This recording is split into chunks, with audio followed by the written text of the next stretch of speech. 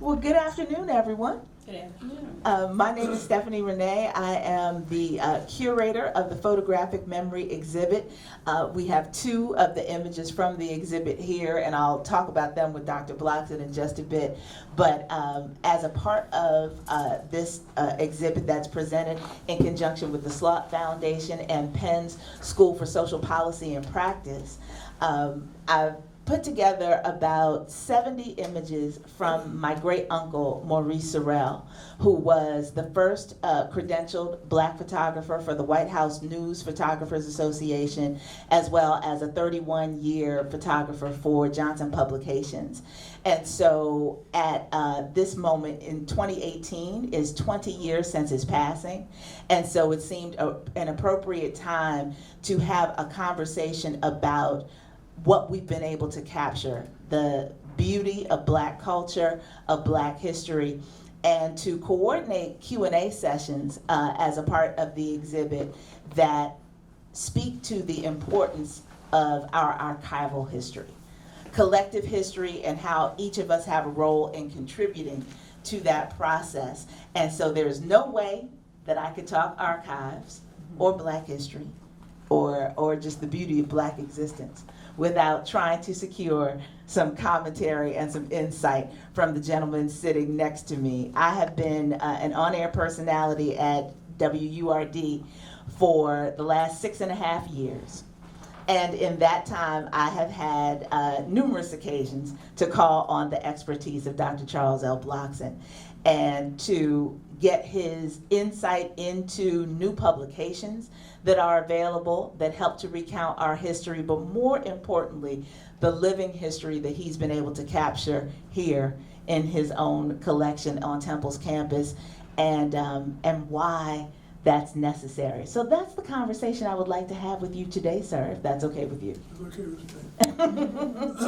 And we're going to, I know you might have some folks kind of moving around to make sure that we've got good level coming in from you from the PA system so that we can capture this and share it with people who aren't able to be with us today. But I wanted to just start our conversation by asking you, because I know you started very early, what was the spark that made you decide you needed to start collecting pieces that talked about our history?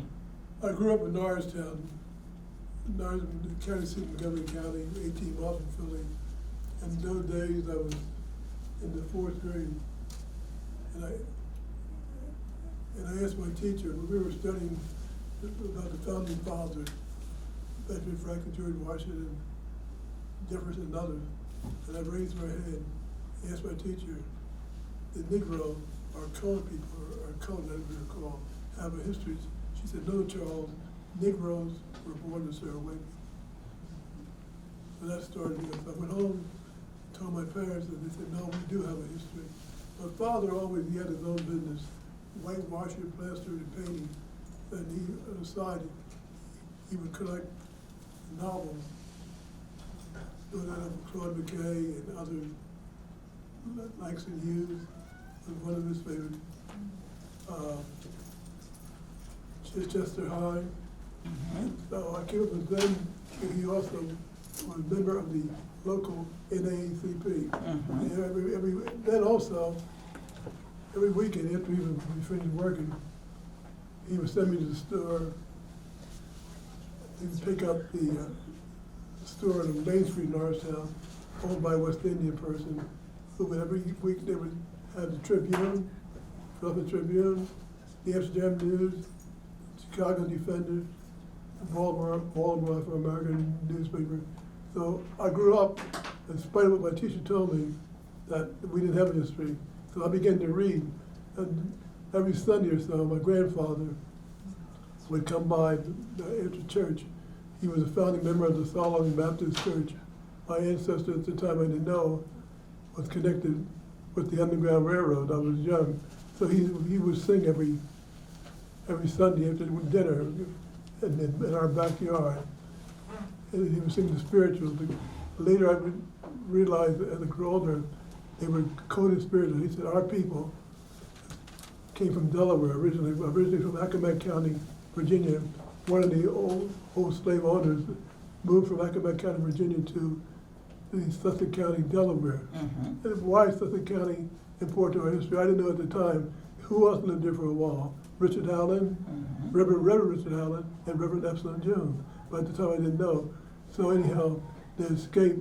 So he used to sing, there's a highway to heaven, there's a highway to heaven, walking up the King's Highway. That's one of his favorite spirituals. I didn't realize it until I got older.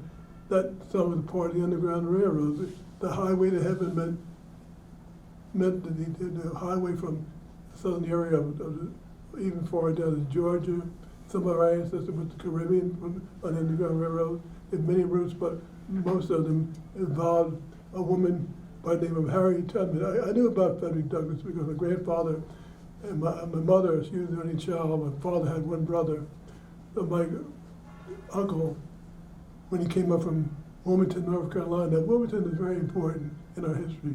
He goes up to the riots they had there and so forth. Highly educated people who owned half of the town. But he moved to Norristown, but he couldn't teach. I never had an African American teacher in my life, grade school, high school, junior high school, or college. My uncle he would have books. He would figure. What I mean by figure, I don't care who you were. If you were a minister, or bartender, mother, nurse, grandmother, everybody played the numbers. Everybody played the numbers. What's the hit today? We had a numbers man. So that was a part of our culture. So my uncle, great uncle, my mother, who raised my mother, my aunt Annie, my mother's name for her, she had the mixture of our family, the African American family. Her hair, that was amazing. It went down to her back when she was combing out, because she had the Cherokee, Native American, Caucasian ancestors. So we had that mixture. So anyhow, my uncle would talk about a man I was young, even before I moved down to Lafayette Street in Norristown, when we were in his house, he would always talk about W.E.B. and Booker T. I was young, I didn't know who they were. W.E.B. what? Du Bois. Du Bois. And Booker T. who? Washington. He had books. He couldn't teach here in the Norristown area, but he was one room school teacher. In the South, they knew their history. They had all the heroes. So when the teacher told me that we didn't have a history, I knew. Then something told me to go out to Salvation Armies and Goodwill stores. Now most people during that days in the early 40s, mid 40s, the Salvation Armies, people went there for clothes and others. But I used to go to the Salvation Army for books, because people would move or whatever, they have special books there. And every now and then I would see a book that said something about a black person. One day I remember I picked up a book, Their Eyes Are Watching God. Their Eyes Are Watching God. I was curious of the title. Thornhill who? Hurston. And guess what today? Her latest book is being republished. That's right. What's the name of it? Barracoon. Barrack, about what? The slave trade. So you see how then I was an athlete from junior high school, and college. Everywhere I went, we played various areas. I would go to the bookstores. Even at Penn State, my two former teammates, Rosie Greer and Lenny Moore, who played at Penn State. We would go to parties in New York City, the Boston area. In those days, there was a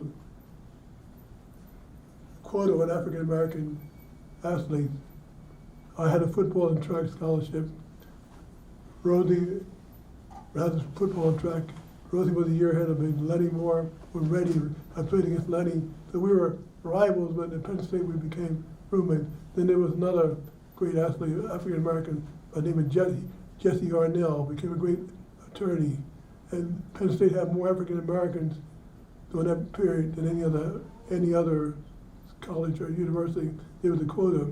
I also had the opportunity to play against a great guy who became a great football player and a great actor by the name of Jim Brown. So that was my era. So getting back to the story, everywhere we traveled, Rosie and Lenny was in Greenwich Village, in Harlem, where we had played in New York. They would go to parties. I would go to bookstores. Down in the village, up in Harlem, I loved, first time I heard of Harlem. I heard of Harlem coming up to my father reading, other people talking in the barber shop. So I had the opportunity to go to, I won the National Indoor Shot Put Champion at Madison Square Garden in high school. Then I said, well, I'm in New York. I heard about Harlem. So how did I get to Harlem? I was where in Madison Square Garden located. Then I remember what? My mother's favorite singer was Ella Fitzgerald. Mm-hmm. Take the A train to Harlem with Duke Ellington. And that's what so I took the A train, got off at 125th Street, and then I walked to go to the street. And there was a bookstore, the National Memorial Bookstore. Mm-hmm. It became part of my life every time I participated in sports or whatever. Even when I wasn't playing sports, I would come from Norristown, 18 miles from Philly, get on the train, and go up to New York, take the A train to Harlem, then I would go to the bookstore. And one day I was in the bookstore, guess who walked in? A man by the name of Langston Hughes. Oh my God. So I had his books and all, my father had his books in the library and all that. So I was just proud, I was just stunned. He was humble. And later, he was instrumental in donating a portion of his collection to Lincoln University. So I had that background. Then later, speaking of Zora, I attended the first Zora near Hurston Festival they had down in Eatonville. So this was her home. So I heard of all these names before. So when my teacher told me, she didn't know. Later on, strange how things happened. My senior year at Penn State, I got a letter saying that she was coming to Penn State for a conference. She said, Charles, I want to apologize to you because you taught us all something. She said, I didn't know. We were told that Negroes were born to serve white people. So all that goes around comes around. So that was got me into collecting. So I started collecting here and there, even when I was in the service at Fort Dix. Then later I went overseas. I didn't do too much soldiering. Then I had a chance to play the New York Giants. I turned that down. People said, you're crazy. You turned down the New York Giants? So I said, well, I'll get my Army career over. I went overseas. I even collected books and documents in Japan. I've been all over the world. Scandinavia, even in Iceland, Denmark, Sweden, Paris. There's all the book malls, and in Paris, you go there, there's so much. Shakespeare and Company Shakespeare and Company was a bookstore. And during the 20s, all my great hero, I can't forget him, Paul Robeson. Ever since I was a child, my father and mother had his records, spirituals, and music of his great friend, Sweet Mama Stringbean. Who was that? Sweet, come on, don't shake your head. That's the Waters. Oh, yeah. She was a good friend with Paul Robeson. She was born where? Chester. She lived where? Here in Philly. Sweet Mama Stringbean, that's the Water. She was an actress, dancer, singer, and so forth. You didn't know this was going to be a quiz, did you? I always do that. You do your homework, but one of them said she's important. She was a good friend of Paul Robeson. Matter of fact, she had Paul Robeson pose for his bust. I have the original bust of his, my other collection at Penn State. I have a collection up there too. But I made my name, his picture is right in this room. On the way out, you look and see his picture. Antonio Salemi. He was 98 years old when he did a bust of me. He did one about Ethel Waters.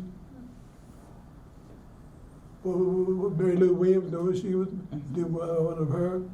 And she did the statue of Robeson, the new statue. Tony had me pose 35 times. So one day he said Paul Robeson Jr. came up to Easton where he was living with his wife. He was 98 years old. He used to have parties in the Vista St. Berlin and others in the village in the 20s. And he did his bust later of President Eisenhower, John F. Kennedy, Paul Robeson, Elsa Waters. Then one day he said, Charles, Paul Jr. want me to do another bust of his father. He said, take your clothes off. He said, I want to repeat the new statue I did of Paul back in 1925. I said, but Tony, my athletic days, my body's not the same. He said, just take them off. So I posed for the same statue that Paul Robeson posed for. The statue has a story of its own. When he first completed it, it was offered for a show at the annual art festival in Philadelphia. What do you call it? The Washington Square Art Festival? It still goes on, doesn't it? Art Alliance. The Art Alliance, yeah, they still have it every new year. So the open-minded people in Philly, when Tony said, when I submitted the statue of Paul, the new statue, they said, oh, we can actually, the Negroes of Philadelphia who couldn't accept that. So he said, well, send us another statue. So he said, guess what I did? I said, what? I sent him a statue of a white woman, a nude, and they did it. Then the statue went to New York City, Union Lake, they refused it. Chicago, and later he sent it to Paris and won first prize. And during the war, World War II, Tony said it was lost. But in the meantime, he did another one that was down in Florida. But that was destroyed or something. So he had the photographs that Carl, you know who Carl Van Vechten was? Yes. Well, he was a good friend of Tony. He said Carl Van Vechten took photographs of the Robeson. So he had me pose for it using the photograph. So what I'm saying to you, my book collecting has led me all kinds of ways, you know, all over. Like I said, walking down in the streets in Japan or at a track meet, going to bookstores to see writings by Langston Hughes there in Japan. I have the original of the oldest book we have here. It's 1500s. Another book, I fell in love with her. Anytime I cried over her. So one day I was able to afford her.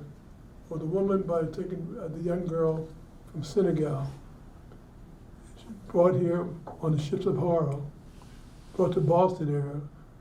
Every time I think of Philly, because Philly was a part of it. When I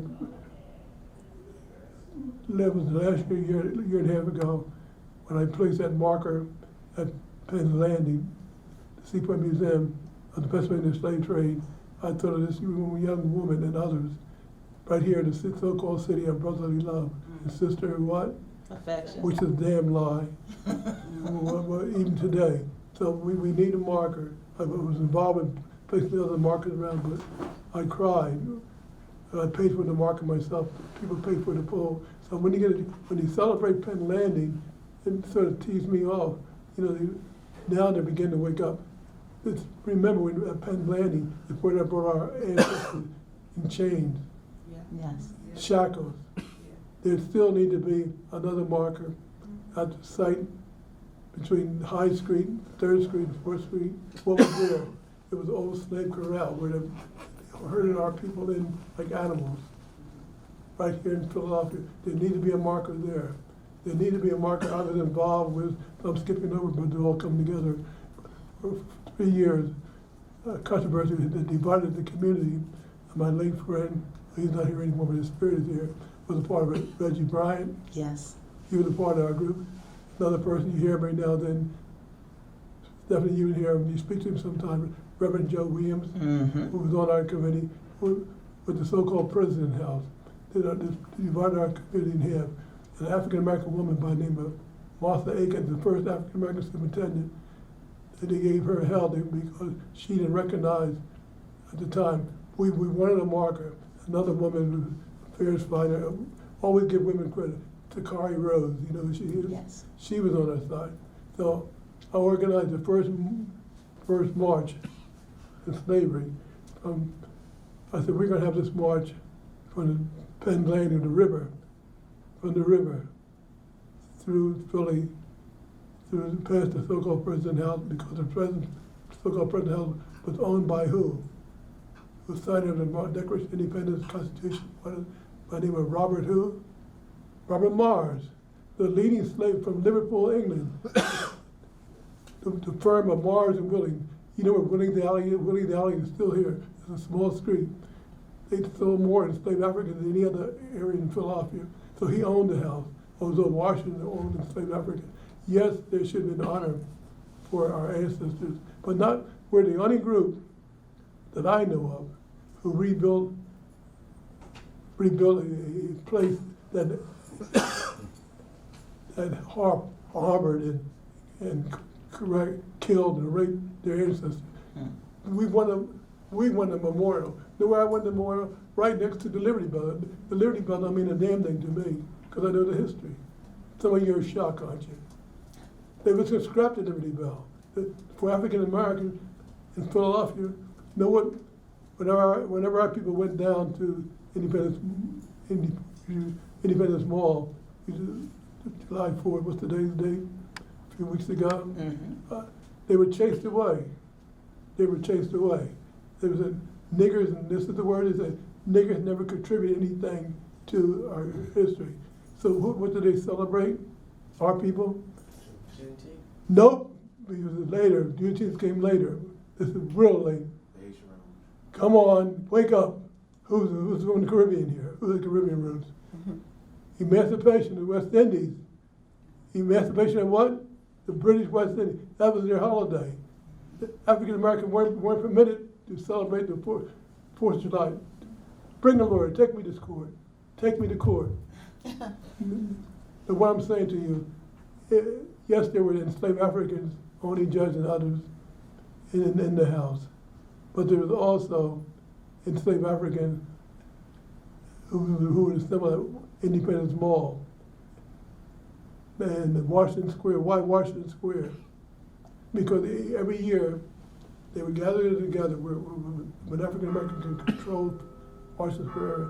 They would have their last day of celebration in different festivals and dancing and all before they were sold. So today, try to move around that area. You were not even permitted there. Then the London Coffee House, we put a marker there. They used to sell enslaved African in the back. So what I'm saying, when you hear Philadelphia, it didn't have a history. Go back to my teacher again. Going back to the new statue of Robeson and all this. I thought at the time, here I'm standing nude from a well-known sculpture, 98 years old. I said, they sold our people right here in the city, nude, men and women. Yeah. So then another thing that teed me off too, I always liked art and history and so forth. I had the opportunity to work with the third member of the year at the Museum of Art. What teased me off, and I wanted to have a march. I told Cody Anderson, a couple other people, there's 2 or 3 months to organize a march from Penn's Landing to the steps. What steps? The Art Museum. Why the Art Museum? Because of a bell, Julian Abel. What's his name again? Julian Abel. Julian Abel. Abel, okay. That's right. Who was he? He designed the Art Museum. And what else did he design? Free Library? Oh, the Parkway Center, the main branch. The main branch? Yes. 4 buildings at Duke University, and the Widener Library at Harvard. He also was a painter. So I said, have them mark, not the Rocky steps. What the Rocky has to do with it?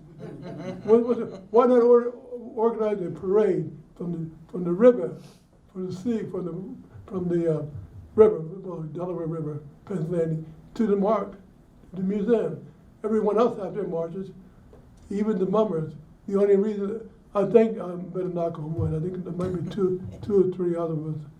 I'm one of the remaining founders of the African American Museum of Philadelphia. What's that? When did that start?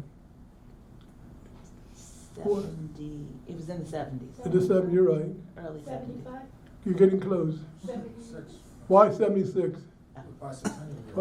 We started 3 years before because we wanted to have it ready. Clarence Farmer, Gerard Williams, and all the rest of the people who were involved with it. We said, we'll select a place near Mother Bethel Church. Why? We're going back. Then the cry went out, we don't want these niggers down here. The original museum was supposed to be the plot that Mother Bethel Church owned, that little plot area down there. So we said, we'll have it in 73, have it in time for the bicentennial. Rizzo at the time was building a what? What kind of museum? Come on, wake up. The Mummers Museum. Oh. The Mummers, they still had the Mummer Parade, don't they? Mm-hmm. They marched to the tune of what? Golden Goals. Who wrote it? This man here. See him on the wall? James A. Bland. I told Kenny Gamble, Dr. Turner, tell you, when Kenny had an event here, about 3 months Weeks ago. A few weeks ago. Yeah, during Black Music Month. I had Kenny stand. I said, Kenny, I want you to come over here, stand next to this picture. I said, I'll tell you why. This man was just as popular as you were during this time. He wrote nearly over 200 songs. James A. Bland, he wrote the theme song to the Mummer Parade. What's the theme song to the Mummer Parade? Golden Goals. I can't hear you, brother. Oh, damn golden. All those golden slippers to the tune of a black man. James A. Bland. James A. Bland's father was his second or third African American graduate from college. But here, Kenny Gamble and Bland lived in the same area, South Philadelphia. And this photograph came to me. Every piece of art, books I could give a story on almost everyone. The photographs there, and the late president, a good friend of mine, who's no longer Peter Lear Coors, President Lear Coors said, Charlie, he said, do me a favor, there's a man who has a picture of a Negro, of an African American in his restaurant in South Philly, where they sell steaks and all. He said he wanted to know who it is. So I went down there, identified, and he gave me that photograph. That's Bland. Someone tore his house was nearly torn down, they laid on the floor. So this is the original James A. what? Bland. So this is where I'm telling you where my items, I dominated, Stephanie. You asked me some more questions. No, I mean, look at all the history we got from one question, right? One of the things I'm curious about, though, is that you began so early in your collecting. Now, there are folks today, in our modernization, we have storage facilities where people can, hold these things. But you were a student, so you were moving in and out of the dorms and everything else. How did you even physically hold on to these precious items until you were able to work out your relationships with Penn State and with Temple in order to formalize your collections? Well, as I said, my father had a business, and we lived on Lafayette Street near the railroad tracks, and Schuylkill River, Norristown, and all that. So one day, or 1 year, he bought a house next to us. I'm the oldest of 8. So he bought a house next door and he rented it out. Then in the house, he set up a little library, a room for his books. So he was into antiques and rare books. So he built a section, he gave me a section of the property for my trophies and all the other my books. So I stored them there. One time I hid them under my bed, in the attic, whatever. You always find places for books that you love. So later, during my travels and all, after I got out of the service, although I was in the Army, I didn't do too much soldiering because when I went to Fort Dix, they pulled my records and said, you do the basic training, but we want you for the football team. And then I went overseas, I was a football coach, played in Japan, Korea. Then I was on the track team, came back.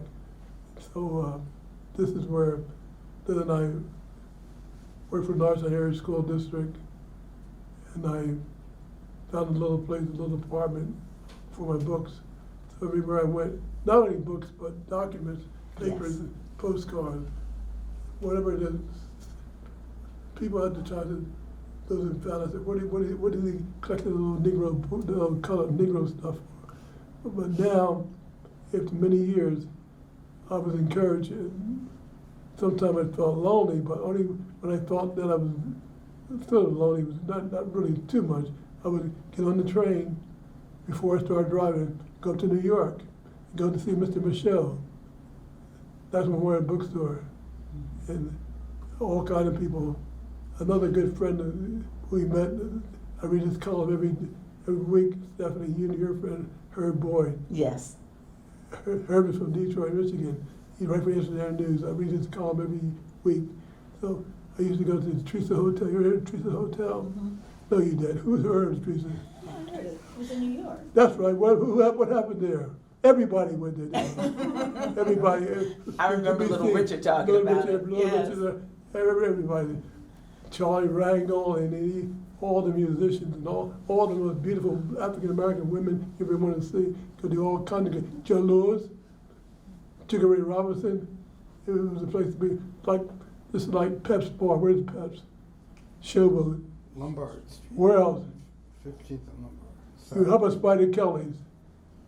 You're not him. Come on. He's a giant place. My good friend, next door neighbor, well, 2 doors away. I was born 2 doors away from where he lived. He used to play all the time. He became known as the world famous jazz organist, Jimmy Smith. Yes. What do you know about Jimmy Smith? Just jazz, Philadelphia jazz history. I'm not a Philly native, so I didn't get all of my cool. I had to acquire it when I got I here. was born 3 houses from where he lived. I know his brother was Clarence, his father, the whole family. Jimmy used to come to Philly. Used to hear him. I used to go up to Newport Jazz Festival, Folk Festival. You ever went to New York, Newport, with Nina Simone? Remember Nina Simone started out, they gave her a hard time in Philly. I used to go to another favorite place I live about 10 miles from now, New Hope. Yeah. Oh, because it reminded me of the village in Cape Cod. Guess who was over there? A woman by the name of Nina who? Simone. She was, then we used to go down to Lang City. I used to hate the guy, Chicken Bone what? Beach. Where was Chicken Bone Beach? Come on, wake up. Chicken Bone Beach, they were segregated. Lang City was segregated. Before we would drive, I learned to drive, and always had buses and so forth. Every now and then, people from all over would go to Chicken. They had a special area with a rope and dogs, police, to separate black people. But then they had a place, and Chicken Bone Beach, among our own people from all over, they called Glamour's Row. Why Glamour Row? Come on, wake up. Like Driver's Row? No, Glamour. Yeah. Almost like that, but where all the beautiful women are congregated. We have pictures of the Mosley collection, John Mosley collection. John Mosley was a great photographer. I have his items. It show all those pictures of Chicken Bone Beach and Glamour's Row. Although it was segregated, we congregated together. Why do they call it Chicken Bone Beach? Come on. People ate chicken. They ate chicken. Yeah, so they brought it in baskets and what have you, right? That's right. They came from all over. Then there was another place called Rosedale Beach, down in Delaware. We had our own areas because in spite of segregation. So even then, older people, African American people, soon learned that I was collecting, and they would give me saved things for me. So over the years, I inherited a lot of material. So it's over 800,000 items in this collection today. And I have another, my University of Penn State in my name. And I don't say too much, but I still have another collection in my house. as we would assume, because it started that personal. And so, of course, you have a personal collection that you hold on to. But what you've just spoken about, this idea of inheriting and how people would save things for you because they knew that you would treasure them and you would find a way to keep our interest and passion for this information going because of your own personal passion. That's part of the reason why we wanted to have this Q&A today and why we wanted to invite other people is our responsibility as a community to continue to preserve collections like yours and what our families may be holding on to that we have not created a plan for yet. Right? There are some people that still have those big, beautiful photo albums that they have not preserved those images yet, or the documents that have been handed down, these family Bibles that contain our family histories. What advice can you give to everyone who's assembled here today about how to begin thinking archivally, the way you have almost your whole life? about preserving these things? Stranger brought it up, Stephanie, just before we got started here. A good friend of Ed Robinson was just here, you met her. You know what she wanted? She wanted to inform me that she has all of Ed Robinson items, Dr. Ed Robinson. She wanted to donate them to the collection here. Beautiful. So Ed and I were friends. He's come to my house, him and his photographer and all. We was talking about books and so forth. And so, but I never knew.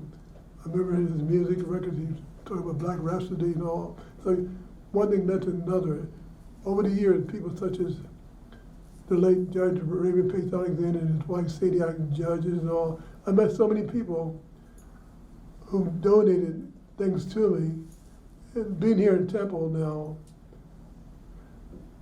it came to this point, it came to the time when I said, I have all these things in my house. They can't remain, they should remain here. So during the 70s, even before the museum, I told the museum, African American, it was called the Afro-American Museum. I said, just build me a section, I'll donate it to you. They said, oh, so we'll get to that, we'll get to that. The only history of the museum written about it, I wrote so far. When I was asked to write a history, a complete history of it, most people are gone.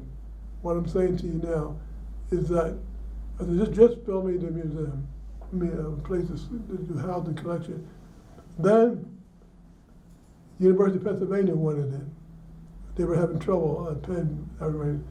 Then another favorite place who gave me an honorary degree, which was my beloved. I had a football and track scholarship, Lincoln University. They wanted it.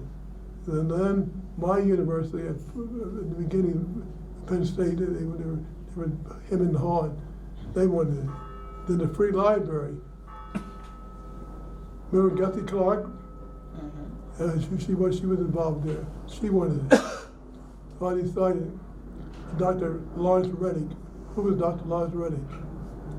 Lord have mercy. You ever heard the Schomburg collection? The Schomburg?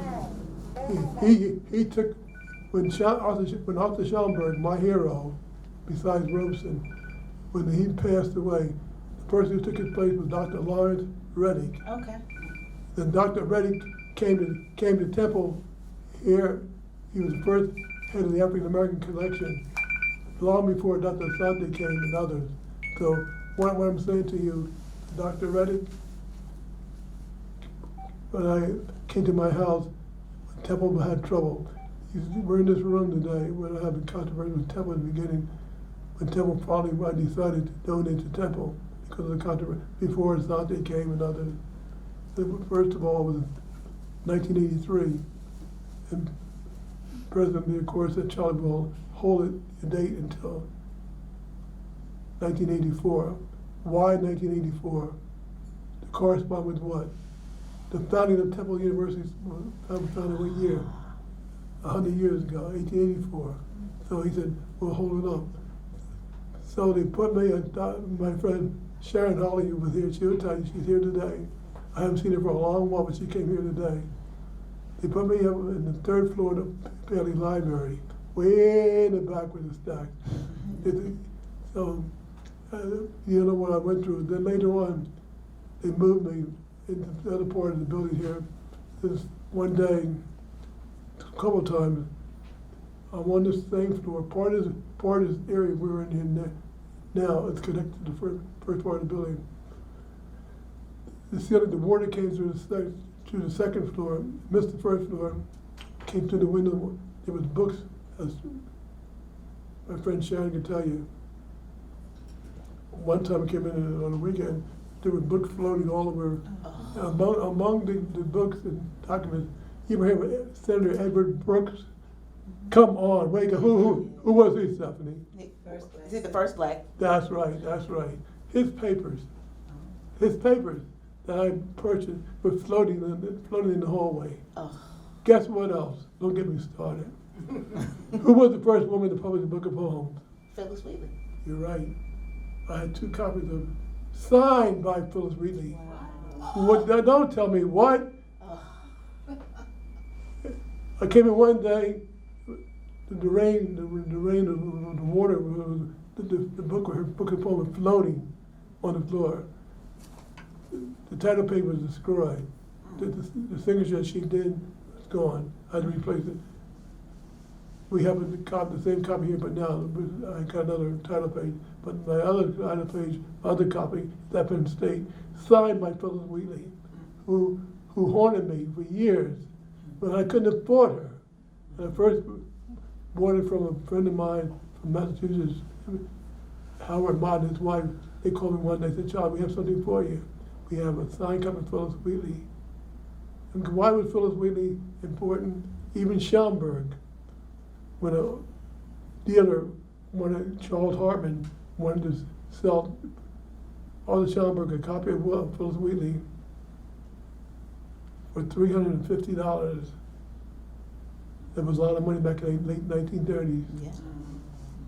Guess what it was made of? A book of her poem was made of the skin of a young black girl, bound in human skin. Bound in human skin. So Schaumburg came in Hall and all, because he had a feeling for Phyllis Wheatley poetry, broadside and books and all. So he couldn't find it. So it ended up at Texas Southern University, the black university. Then it was lost. But I cried. I mean, I'm not gonna lie to you, I cried. But I seen her poem floating on the water and other things. So then they were gonna move me. They thought they were.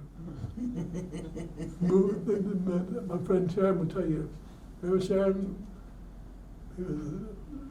Before Sandy, but Sandy was here, and other people were here. Right under the front steps when you come in here, they was gonna move me from this building over to where? Cecil B. Moore Avenue. I said, like hell. So we all came together, and they pleaded with me.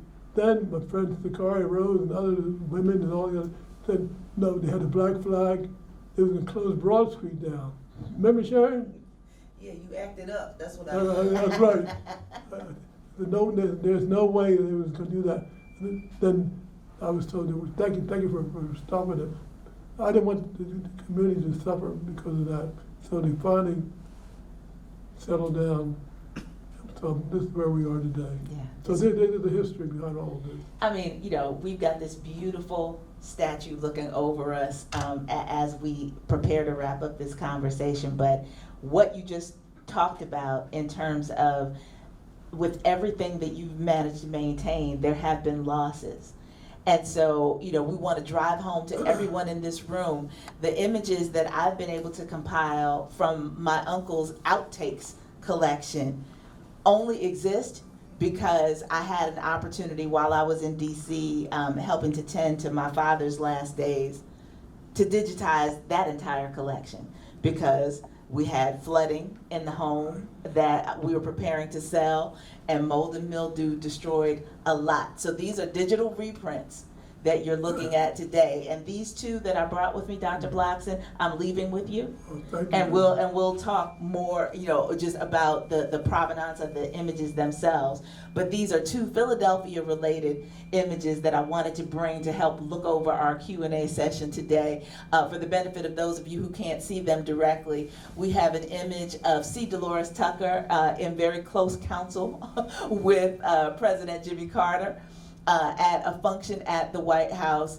And, to me, this image is just indicative of her stick-to-itiveness. I mean, there are very few people who would feel that comfortable being that close to a sitting U.S. president and holding them in conversation the way she obviously was in this image. So that's one of my favorites.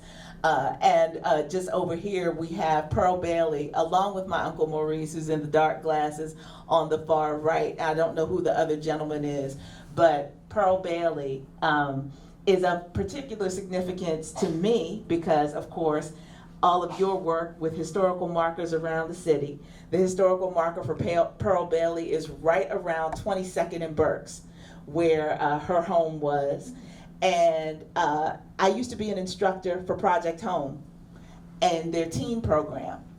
And those kids used to go to the bodega on the corner for their little dollar hoagies every day and come into the program and pay no attention to that historical marker.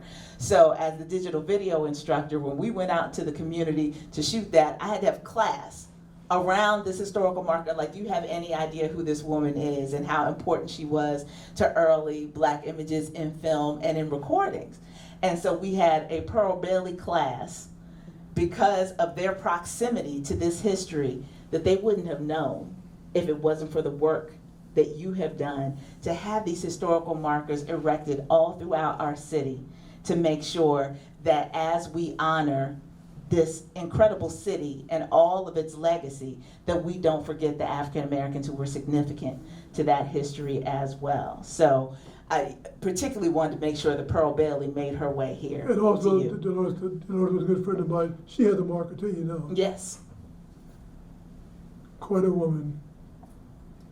So, in addition to this collection, maybe we'll let your final words be around the effort that you have put into making sure those navy blue and gold markers have been erected around the city to capture so much of that history for us to continue to. I'm only a conduit. I would look at myself as a conduit. I'm going to pass one day.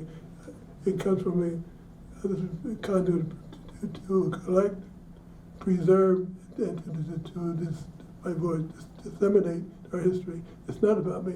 I'm only a conduit, like you are. Hold on to your ancestors, your family items, family Bibles, whatever it is. Hold on to it. If you don't know where to donate them, bring them here or someplace, somewhere to preserve them.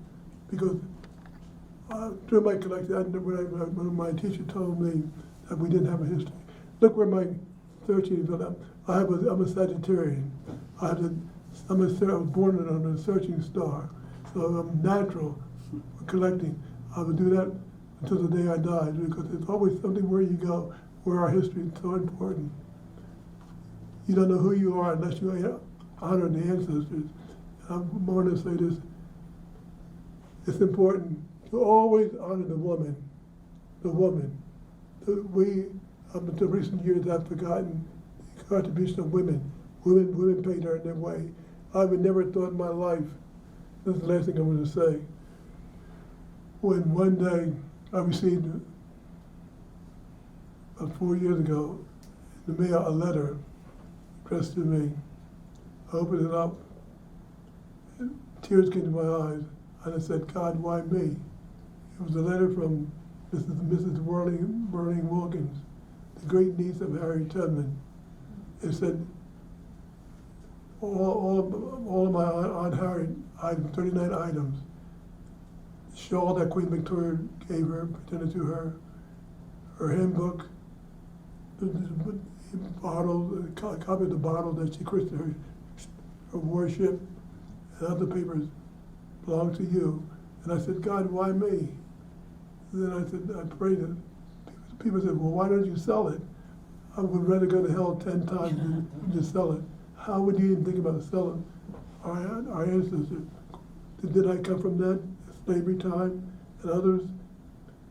So I prayed and said, the new museum at Washington, D.C., the African American Museum, Lonnie Bunch, Yes.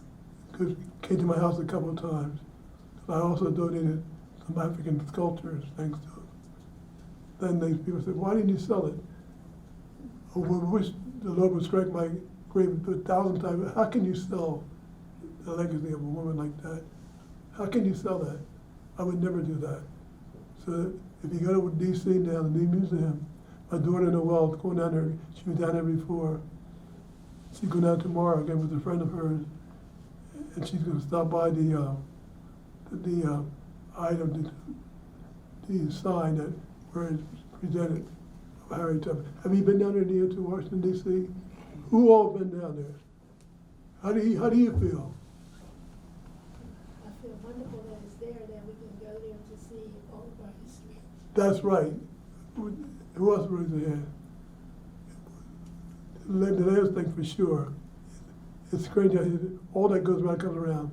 We were talking, Stephanie, myself, and others were talking about a young boy by the name of, what was his name? He was murdered. Oh, Emmett Till. Emmett Till. What are they doing now?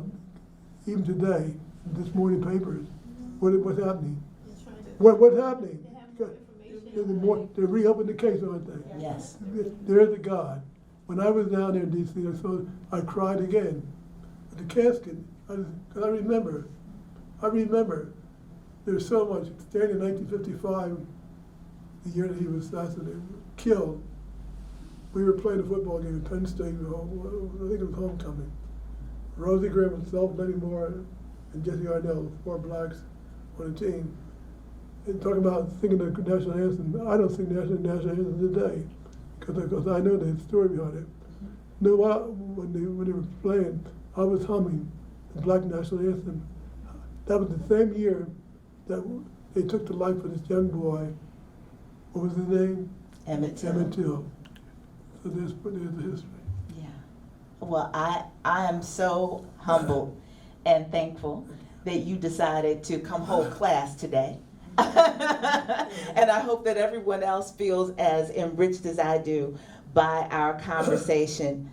If you're holding on to that family history, if you, like me, have been the designated one to carry it on, then please spend some time today or in the very near future thinking about what your plan is to preserve it. Because you never know when an act of God may happen in the space where you are holding it that may destroy it. So as much as we can, we talk about digitizing and redundancy. All right, so it's not just enough to scan it and have it one place, because if that one place has a fire or a flood or some other thing, then you still lose it ultimately. So digitizing and then redundancy. Have it on 2 or 3 or 4 hard drives and distribute them. Let other people in your family, share some of that responsibility of holding on to these things, and then know that external drives fail.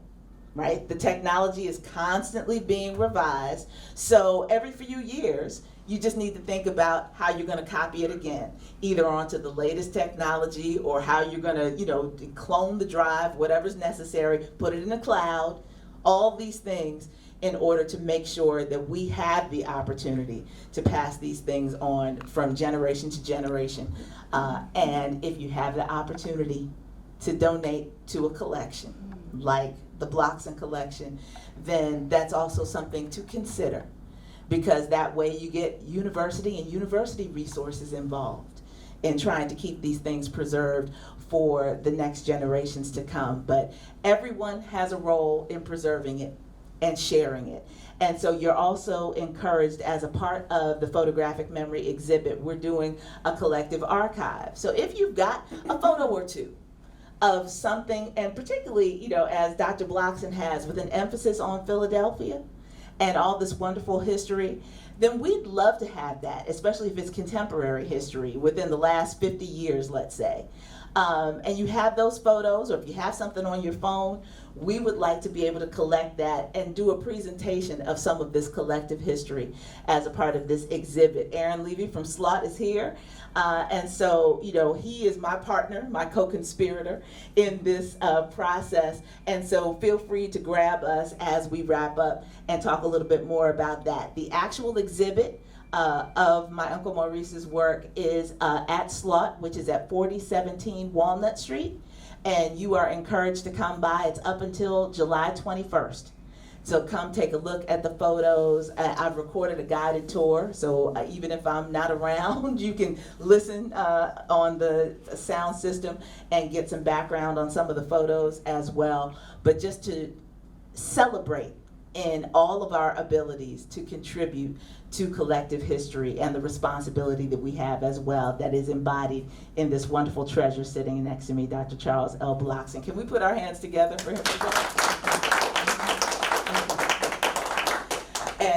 And so thank you so much for coming out and being a part of this event, and find out more information about how to come back. If this is your first time here in the Blockson collection, find out about their hours, find out about what is contained in this collection, and continue to support its presence here on Temple University's campus. Thank you so much.